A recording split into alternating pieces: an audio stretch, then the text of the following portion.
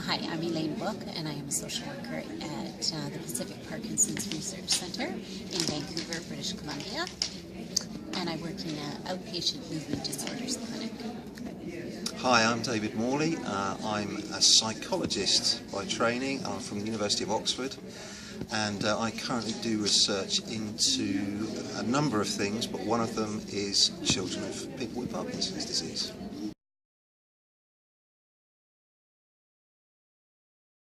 There's a wide range of emotions that children, I'm thinking more about kind of children, teens, young adults, can experience when their parent has Parkinson's disease. And it can range from fear and anger and frustration to worry about the future, worry about their own health. All of those kinds of emotions are certainly come forward for some children. And in terms of adjusting to those emotions, and there's a number of factors that can influence that. Certainly age and stage is a really big factor for kids.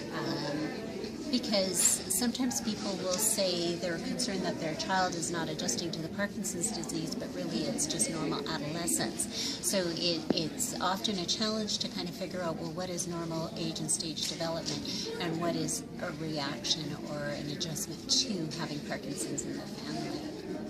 Do you want to add? I think you've probably, but that's probably the biggest question that we've yet to answer. Which of it is adolescent behaviour, and which of it is a reaction to the parent's Parkinson's?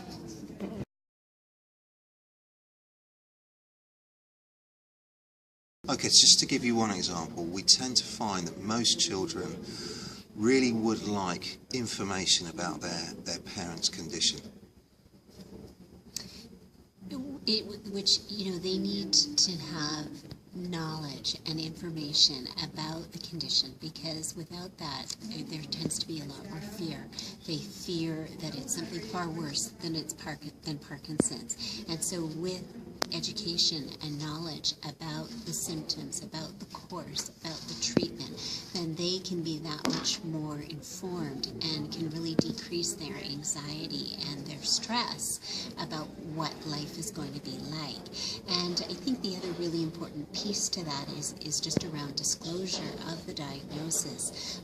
It's really important, I feel, that parents do share with their children, because I said, you know what, their children are incredibly insightful and intuitive, and they can sense if something is not right in the house, and then their head may go someplace far worse than Parkinson's disease. And so I really do try to encourage parents to be open and honest in an age-appropriate way with the children, so that they can answer their questions honestly and simply. And in this age of internet access, children can go and Google Parkinson's disease and go to all sorts of websites that have information that might be inaccurate or really scary without it being interpreted and explained. So, one, I feel that being honest and open with the children is incredibly important. It establishes a lot of trust. It's teaching them valuable lessons about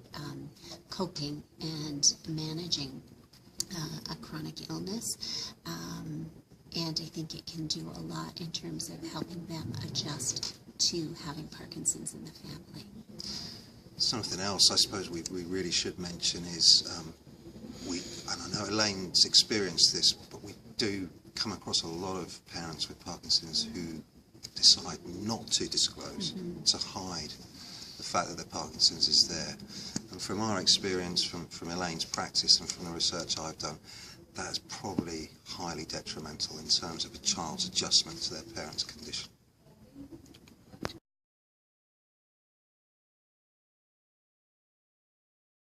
Well, I think it's just really important to provide them with the support that they need, and I think that's very individualized. What one child's needs are will be very different than somebody else's, and what's going to work for one child is going to be very different than somebody else. So it's really important to know your kid and figure out where the support needs to come from, whether it's good literature on the internet, whether it's their baseball coach, whether it's their favorite teacher, whether it's a paid counselor, whether it's their aunt that they're really connected to. I mean, basically, it's really about finding somebody who's going to meet the support needs that that child has. And to me, that's the most important thing.